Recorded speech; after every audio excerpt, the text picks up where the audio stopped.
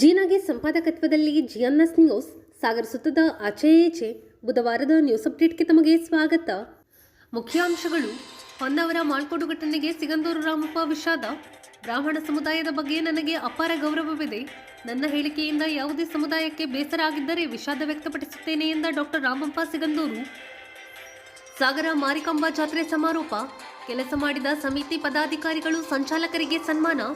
ಸಮಾರೋಪ ಸಮಾರಂಭದಲ್ಲಿ ಸಚಿವ ಮಧು ಬಂಗಾರಪ್ಪ, ಶಾಸಕ ಬೇಳೂರು, ಮಾಜಿ ಶಾಸಕಿ ಪ್ರಫುಲ್ಲ ಮಧುಕರ್ ಮಾತು. ಈಗ ಸುದ್ದಿಯ ವಿವರ.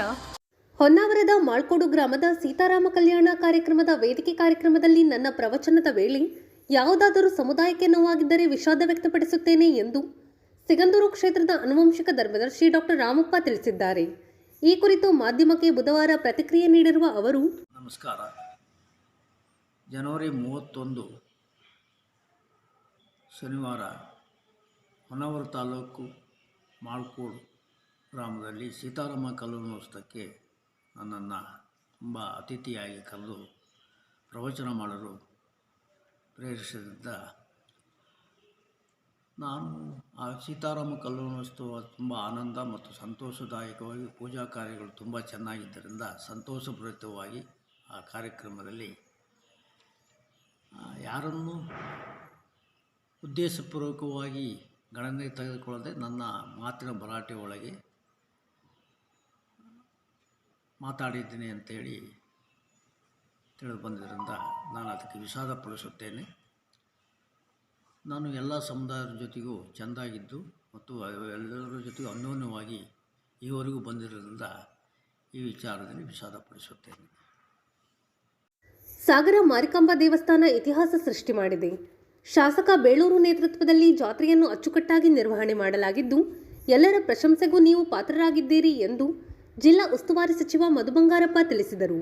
ಮಂಗಳವಾರ ಅವರು ಮಾರಿಕಾಂಬಾ ದೇವಿಯ ದರ್ಶನ ಪಡೆದು ನಗರಸಭೆ ಆವರಣದ ಮಾರಿಕಾಂಬಾ ಕಲಾ ವೇದಿಕೆಯಲ್ಲಿ ಮಾರಿಕಾಂಬಾ ದೇವಿ ನ್ಯಾಸ ಪ್ರತಿಷ್ಠಾನದಿಂದ ಮಾರಿಕಾಂಬಾ ಜಾತ್ರೆ ಹಿನ್ನೆಲೆಯಲ್ಲಿ ಆಯೋಜಿಸಿದ್ದ ಸಾಂಸ್ಕೃತಿಕ ಕಾರ್ಯಕ್ರಮಗಳ ಸಮಾರೋಪ ಕಾರ್ಯಕ್ರಮದಲ್ಲಿ ಭಾಗವಹಿಸಿ ಮಾತನಾಡುತ್ತಿದ್ದರು.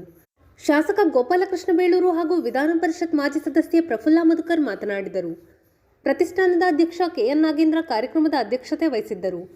ವೇದಿಕೆಯಲ್ಲಿ ಪ್ರತಿಷ್ಠಾನದ ಉಪಾಧ್ಯಕ್ಷ ಸುಂದರ್ ಸಿಂಗ್, ಪ್ರಧಾನ ಕಾರ್ಯದರ್ಶಿ ಗಿರಿಧರ್ ರಾವ್, ಸಹ ಕಾರ್ಯದರ್ಶಿ ಎಸ್ವಿ ಕೃಷ್ಣಮೂರ್ತಿ, ಖಜಾಂಚಿ ನಾಗೇಂದ್ರ ಕುಮಟ, ಸಮಿತಿ ಸಂಚಾಲಕರಾದ Vinayak Gudigar, Purushottam, Chandru, Ravinaidu, Bhaskar Naik, Ganesh, Basavaraj, Jayaram, KH Manjunath, Jayanthi Ganesh, Taramurthy, Balakrishna Gule, KP Naveen, Chandrakanth G, Santosh R Shet, Ramachandra, Lokesh Kumar, Gangadhar Jambige, RM Nagaraj, Umesh Choutagi, Ashok, Shashikanth MS, Panduranga TV, Mohan, Basavaraj G, Rajashekhar, Narayaniyan, Veerendra, DS Satyanarayan, HL Sridhar, T Nagaraj, Somashekhar, Ganesh Shet ಇನ್ನಿತರರು ಹಾಜರಿದ್ದರು. ಗಂಗಾಧರ ಜಂಬಿಗೆ, ಆರ್ಎಂ ನಾಗರಾಜ್, ಸತೀಶ್ ಚೌಟಗಿ, ಸಹ ಸಂಚಾಲಕರು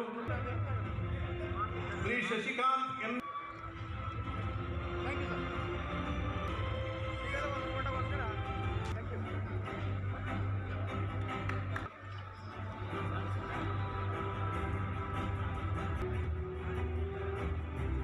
ಸಮಿತಿ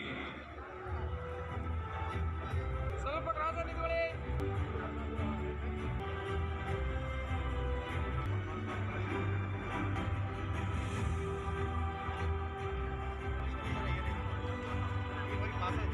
ಶ್ರೀ ಗಣೇಶ್ ಅವರಿಗೂ ಕೂಡ ಹೃತ್ಪೂರ್ವಕವಾದ ಧನ್ಯವಾದಗಳು ಹಾಗೂ ಜಾಗತಿಕವಾದ ಅಭಿನಂದನೆ.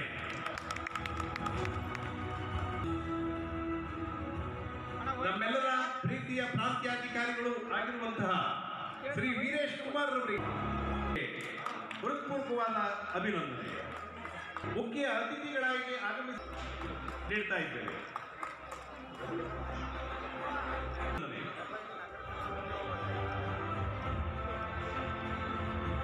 ಮೂರ್ತಿ ಅವರಿಗೆ ಸಮಿತಿಯಿಂದ ತುಂಬು ಹೃದಯದ ಮೊದಲನೇದಾಗಿ ನಿರೂಪಣೆ ಮಾಡೋರು ಹೇಳಿದ್ರಿ, ಶಿವಣ್ಣ ಬರಕ್ಕೆ ನಾನು ಕಾರಣ ಅಲ್ಲ, ಶಿವಣ್ಣ ಬರಕ್ಕೆ ಬೇಳೂರು ಗೋಪಾಲಕೃಷ್ಣ ಅವರೇ ಕಾರಣ.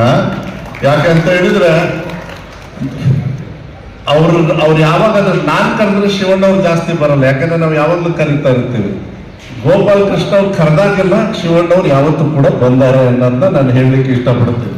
ಯಾಕೆಂದ್ರೆ ಅವರಿಗೆ ಜಾಸ್ತಿ ನಮ್ಗಿಂತ ನಾವು ಅಕ್ಕ ತಂಗಿ ನೆಂಟು ಭಾವ ಆಗ್ತೇವೆ. ಆದ್ರೆ ಅಲ್ಲಿ ವಿಶೇಷವಾಗಿರ್ತಕ್ಕಂಥ ಒಂದು ಗೌರವ ಸನ್ಮಾನ್ಯ ಶಿವರಾಜ್ ಕುಮಾರ್ ಅವರಿದೆ. ಬಹಳ ಸಂತೋಷ. ಅವತ್ತು ಅವ್ರು ಬಂದು ಮಾರನೇ ದಿವಸ ನನಗೆ ನಿಜ ಹೇಳ್ಬೇಕಂದ್ರೆ ಅವರು ಶೂಟಿಂಗ್ ಇತ್ತು, ಕ್ಯಾನ್ಸಲ್ ಮಾಡಿ ನಾನು ಬೇಳೂರು ಅವ್ರ ಮನೆಗೆ ಹೋಗಿ ಇಲ್ಲ ತುಂಬ ಆಸೆ ಇಟ್ಕೊಂಡಿದ್ದಾರೆ ಆ ಕಡೆ ಭಾಗದಲ್ಲಿ, ದಯವಿಟ್ಟು ನೀವು ಬರಬೇಕು ಅಂತ ಹೇಳಿದಾಗ ಅವತ್ತೇ ಅಲ್ಲೇ ಕುತ್ಕೊಂಡು ಶೂಟಿಂಗ್ ಎಲ್ಲ ಕ್ಯಾನ್ಸಲ್ ಮಾಡಿ ನನಗೆ ಬೇರೆ ಕೆಲಸ ಆಯಿತು, ವಿಧಾನಸಭೆಯಲ್ಲಿ ಕೆಲಸ ಆಯಿತು ಅಂತ ನಾ ಹೊರಟೆ.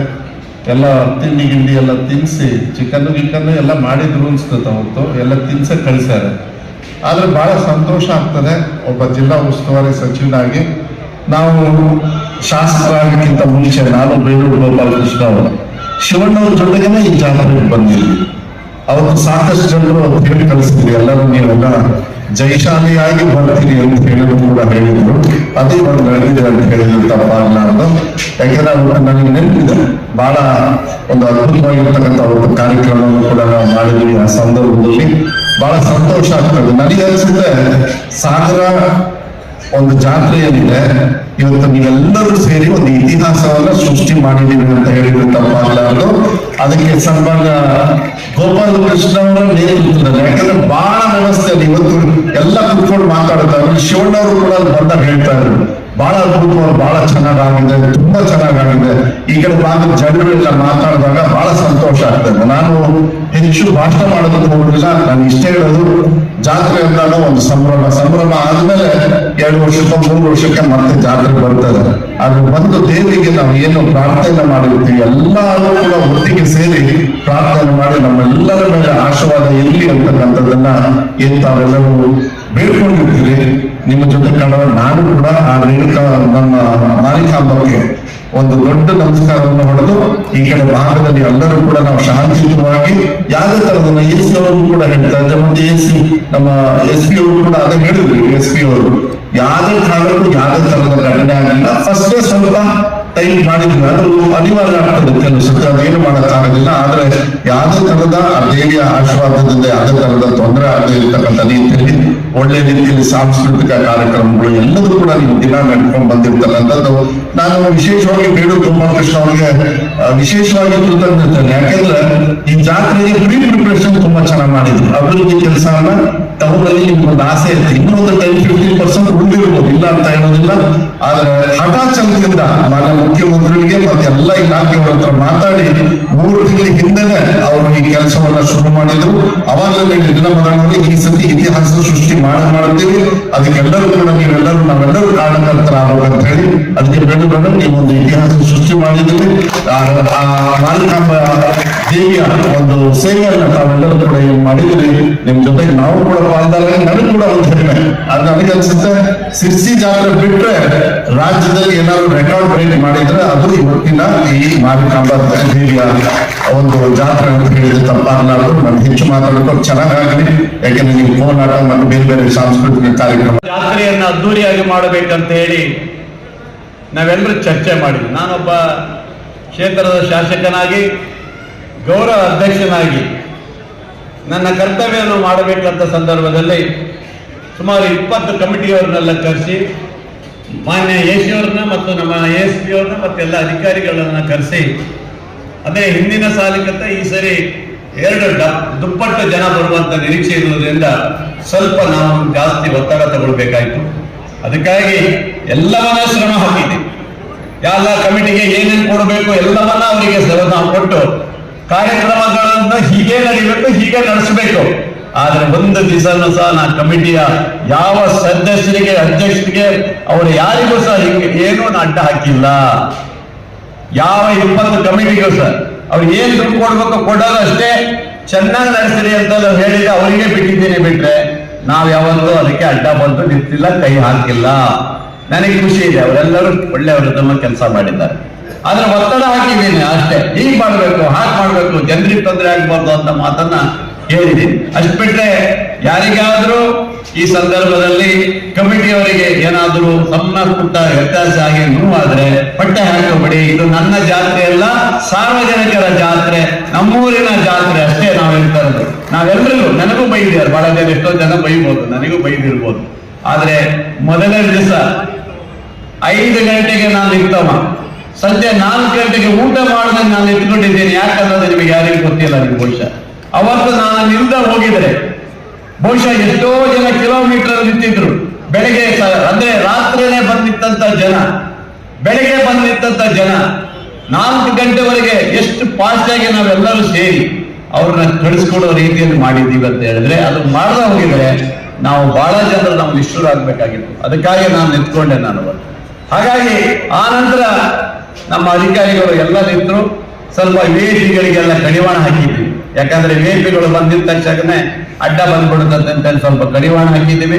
ಅದರಲ್ಲೂ ಇವರೊಂದಿಷ್ಟು ಜನದಲ್ಲಿ ನಮ್ಮ ಕಡೆ ಒಂದಿಷ್ಟು ಜನ ಇದ್ದಾರೆ, ಭಟ್ರ ಕಡೆ ಒಂದಿಷ್ಟು ಜನ ಅಂತ ಹೇಳಿ ಅದು ಸ್ವಲ್ಪ ಬಂತು. ಸಣ್ಣ ಪುಟ್ಟ 2 ದಿವಸಕ್ಕೆ ಸ್ವಲ್ಪ ತೊಂದರೆ ಕೊಟ್ಟಿದ್ದೀನಿ. ಆ ನಂತರ ನೀವೇನಂತ ಹೇಳಿದ್ರೆ ಅದೆಲ್ಲವನ್ನು ವ್ಯವಸ್ಥೆ ಮಾಡಿಕೊಟ್ಟಿದ್ದೀನಿ. ಒಂದು ಕಡೆ ಇಷ್ಟೇ, ಈ ವರ್ಷ ಬಂದಿರುವಂತ ಊಟದ ವ್ಯವಸ್ಥೆ, ನಿಜವಾಗ್ಲೂ ಊಟದ ವ್ಯವಸ್ಥೆ ಅಧ್ಯಕ್ಷರು ಯಾರು? ಊಟದ ವ್ಯವಸ್ಥೆ ಅಧ್ಯಕ್ಷರು ವಿನಾಯಕ್ ಗುಡಿಗಾರ್ ಅವರು ನಿಜವಾಗ್ಲೂ ತುಂಬಾ ಚೆನ್ನಾಗಿ ಮಾಡಿದ್ದಾರೆ. ಪ್ರಥಮ ಹಂತದಲ್ಲಿ 5,000 ಜನ ಬಂದರು. ಆ ನಂತರ 9, 10, 11, 15 ಸುಮಾರು 20ರವರೆಗೆ ಹೋಗಿದೆ. ಆದ್ರೆ ಊಟವನ್ನ ಯಾವ ರೀತಿ ಅಂದ್ರೆ ಒಂದು ಮದುವೆ ಮನೆಯಲ್ಲಿ ಕೊಡುತ್ತಾರೆ, ಪಾಯಸ ಮತ್ತು ಸ್ವೀಟು ಮತ್ತು ಎಲ್ಲವನ್ನೂ ಸಹ ಕೊಟ್ಟಿದ್ದಾರೆ. ಅಂದ್ರೆ ಖುಷಿ ತರುವಂತ ವಿಚಾರ. ಹೋಳಿಗೆ, ಇವತ್ತು ಹೋಳಿಗೆ ಊಟ. ಹಾಗೆ ಎಷ್ಟು ಶಿಸ್ತಲೆ ಮಾಡಿದ್ದಾರೆ ಅಂತ ಹೇಳಿದ್ರೆ ನಿಜವಾಗ್ಲೂ ಆ ಕಮಿಟಿಯವರಿಗೆ ಮತ್ತೊಮ್ಮೆ ನಾನು ಬೇರೆ ಹೇಳ್ತೇನೆ. ಸಾಂಸ್ಕೃತಿಕ ವೇದಿಕೆ ಇರ್ಬೋದು, ಇನ್ನೊಂದು ಇರ್ಬೋದು, ರಥ ಇದು ಇರ್ಬೋದು, ಪ್ರತಿಯೊಂದು ಇದರಲ್ಲೂ ಸಹ ಉತ್ತಮವಾದಂತ ಕೆಲಸ ಮಾಡಿ ಈ ಮಾರಿಕೆಂಬ ಜಾತ್ರೆಯನ್ನು ಯಶಸ್ವಿಗೊಳಿಸಿದ ನಿಮಗೆಲ್ಲರಿಗೂ ಹೃದಯಪೂರ್ವಕ ಅಭಿನಂದನೆ ಸಲ್ಲಿಸ್ತೇನೆ. ಎಲ್ಲರಿಗೂ ಕುಸ್ತಿನೂ ತುಂಬಾ ಚೆನ್ನಾಗಾಯ್ತು. ಕುಸ್ತಿ ಅಧ್ಯಕ್ಷರು ನಮ್ಮ ಅಶೋಕನ ಕೈ ಮುಗಿಬಿಟ್ಟಾರೆ. ಕುಸ್ತಿ ಮೈದಾನ ಏನಾದ್ರು ಲಾಸ್ಟ್ ಕಮ್ಮಿ ಆಯ್ತಲ್ಲ, ಕೈ ಮುಗಿದ್ರೆ ಬಾತ್ರೂಮ್ ಅಂತ ಹೇಳ್ತಾರೆ. ಸಸಿ ಏನಾಯ್ತಾ? ಮನೆ ಆಗಿದಲ್ಲ, ಅಲ್ಲೇನಾಗಿರಲ್ಲ. ನಾನು ಸಹ 2 ದಿನ ನಿಂತ್ಕೊಂಡಿದ್ದೆ ಕುಸ್ತಿಯಲ್ಲಿ. ಬಹಳ ಚೆನ್ನಾಗಿತ್ತು, ತುಂಬಾ ಜನ ಸೇರಿದ್ರು, ಭಾರಿ ಅದ್ಭುತ ಕಾರ್ಯಕ್ರಮ ಮಾಡಿದ್ರೆ ಖುಷಿಯಾಗಿದೆ. ಹಾಗೆ ಇಡೀ ಮಾರಿ ಜಾತ್ರೆಯನ್ನ ಇಡೀ ಸಾಗರದ ಜನತೆ ಆನಂದಿಸಿದ್ದಾರೆ, ತಾಯಿಯ ಆಶೀರ್ವಾದವನ್ನು ಪಡೆದಿದ್ದಾರೆ. ಸಂಪೂರ್ಣವಾದಂತ ರಾಜ್ಯದಿಂದ ಬಂದಂತ ಜನ ಹೇಳ್ತೀರಿ, ರಾಜ್ಯದಿಂದ ಬಂದಂತ ಜನ ಎಲ್ಲ ಸೇರಿ ಇವತ್ತು ತಾಯಿಯ ದರ್ಶನ ಮಾಡಿ ಹೋಗಿದ್ದಾರೆ. ಇಡೀ ರಾಜ್ಯದ ಸುದ್ದಿ ಇದೆ ಸಾಗರದ ಮಾರಿ ಜಾತ್ರೆ. ಹೀಗಾಗಿದೆ, ಹೀಗೆ ಚಂದಾಗಿದೆ, ಅಷ್ಟು ಚೆನ್ನಾಗಿದೆ ಅಂತ ಹೇಳೋದಲ್ಲ, ನಮ್ಗೆ ಅಷ್ಟೇ ಸಾಕು. ನಾವೇನು ನಾವು ಮಾಡೋದಿಲ್ಲ, ನಮಗೆ ಜನರಿಗೆ ಖುಷಿ ಆಗುವಂತದ್ದಾದ್ರೆ ಸಾಕು, ಅಷ್ಟೇ ನಾವು ಕೇಳ್ತದ್ದು. ಅದ್ರ ಜೊತೆಗೆ ಈ ಸರಿ ಕೆರೆಯಲ್ಲಿ ಬೋಟಿಂಗ್ ವ್ಯವಸ್ಥೆ ಪ್ರತಿ ವರ್ಷ ಈ ವರ್ಷ ಇಟ್ಟಿದ್ದೀವಿ. ಒಂದು ಹೆಲಿಕಾಪ್ಟರ್ ತರಿಸ್ಬಿಟ್ಟೆ ಈ ಸರಿ. ಹೋಗ್ಲಿ ಸಾಗರ ಬಂದವರೆಲ್ಲ ಹೆಲಿಕಾಪ್ಟರ್ ಹೋಗ್ಬೇಕಂತ ಹೇಳಿ ನಮ್ಮ ಕ್ರೀಡಾಂಗಣದಲ್ಲಿ ಹೆಲಿಕಾಪ್ಟರ್ನ ಆಯೋಜನೆ ಮಾಡಿದೆ. ಅಲ್ಲೂ ಸಹ 5 ದಿವಸ ಹೆಲಿಕಾಪ್ಟರ್ ಬಹಳ ಜನ ಹತ್ತಿದ್ರು. ಇನ್ನೂ ಬುಕ್ ಆಗ್ತಾನೆ ಇತ್ತು, ಅದೆಲ್ಲ ಕ್ಲೋಸ್ ಆಗಿಬಿಟ್ಟು ಅವ್ರು ಹೋಗ್ಬಿಟ್ರು. ಜನ ಇನ್ನೊಂದು 5 ದಿವಸ ಇಡಿ ಅಂತ ಕೇಳ್ತಾ ಇದ್ರು. ಹೀಗೆ ಪ್ರತಿಯೊಂದು ಹಂತದಲ್ಲೂ ಸಹ ಯಾವುದಕ್ಕೂ ನಾವು ಕೈ ಹಾಕಿದ್ದಾರೆ. ಎಲ್ಲವನ್ನ ಟೆಂಡರ್ ಮೂಲಕ, ಹರಾಜಿನ ಮೂಲಕ ಏನೇನಾಗಬೇಕು ಮಾಡಿ ತಾಯಿಯ ಒಂದು ಸೇವೆಯನ್ನು ಮಾಡುವಂತ ಅವಕಾಶ ನನಗೆ ಕಲ್ಪಿಸಿಕೊಟ್ಟಿದ್ದಾರೆ. ಜೊತೆಗೆ ಇವರೆಲ್ಲರೂ ಕೆಲಸ ಮಾಡಿದ್ದಾರೆ. ಬಂಧುಗಳೇ, ಇಷ್ಟ ಹೇಳಿ ಇವತ್ತು ಮದುಮಗಳನ್ನು ಇವತ್ತು ಪೂಜೆಗೆ ಬರ್ತೇನೆ ಅಂತ ಈ ಜಾತ್ರೆ ಅಂತೂ ಮಿತಿ ಮೀರಿ ನಾವು ಅನುಭವಿಸಿದೀವಿ ಅಂತ ಹೇಳ್ಬೋದು. ನಿಜವಾಗ್ಲೂ ಸಂತೋಷ ಆಗಿದೆ. ಅದರಲ್ಲಿ ಈ ಕಾರ್ಯಕರ್ತರಿಗೆಲ್ಲ ಬಹಳ ಸಂದರ್ಭದಲ್ಲಿ ಏನಾದ್ರು ಬಹಳ ಸಿಟ್ಟು ಮಾಡಿದ್ರು ಕೂಡ ಅವ್ರ ಪಾಪ ಬಹಳ ಸಮಾಧಾನದಿಂದ ಎಲ್ಲರಿಗೂ ಉತ್ತರ ಕೊಡ್ತಾ ಇದ್ರು. ಅದು ಕೂಡ ಒಂದು ಒಳ್ಳೆಯ ಗುಣ ಅಂತಾನೆ ಹೇಳ್ಬೇಕಾಗತ್ತೆ. ಮತ್ತೆ ವಿಶೇಷತಃ ನಾನು AC ಅವ್ರ ಬಗ್ಗೆ ನಾನು ಮಾತಾಡ್ಬೇಕಾಗಿದೆ. ಅವರು ಒಬ್ಬ ಅಧಿಕಾರಿ ಆದ್ರೂ ಕೂಡ ಜನಸಾಮಾನ್ಯರ ಜೊತೆಗೆ ಸಾಮಾನ್ಯ ಜನರಂತೆ ಕೆಲಸ ಮಾಡಿದ್ದಾರೆ. ನಾನಂತೂ ದಿನಕ್ಕೊಂದು 2 ಫೋನ್ ಅವ್ರಿಗೆ ಇದ್ದೇ ಇರ್ತಿತ್ತು ನಂದು. ಯಾಕಂದ್ರೆ ಹೆಲಿಕಾಪ್ಟರ್ ಹೇಳಿದ್ರಿ, ಈಗ ಮಧುಮಂಗಾರಪ್ಪನ ನೀವು ಹೆಲಿಕಾಪ್ಟರ್ ಹಂಚಿದ್ರಿ ಅಂತ. ನನಗೇನ್ ಭಯ ಅಂದ್ರೆ ಯಾವುದೋ ಹಳೆ ಲಟಾರಿ ಹೆಲಿಕಾಪ್ಟರ್ ತಂದು ಹಾಕಿ ಇಲ್ಲಿಗೆ ಏನಾದ್ರು ಅವಘಡ ಆಗಿತ್ತು ಅಂತ ಕೆಳಗಡೆ. ಇದು ಬುಧವಾರದ ಸಮಗ್ರ ಸುದ್ದಿ. ನಿರಂತರ ಸುದ್ದಿಗಾಗಿ ನೋಡ್ತಾ ಇರಿ GNS ನ್ಯೂಸ್. ನಮಸ್ಕಾರ.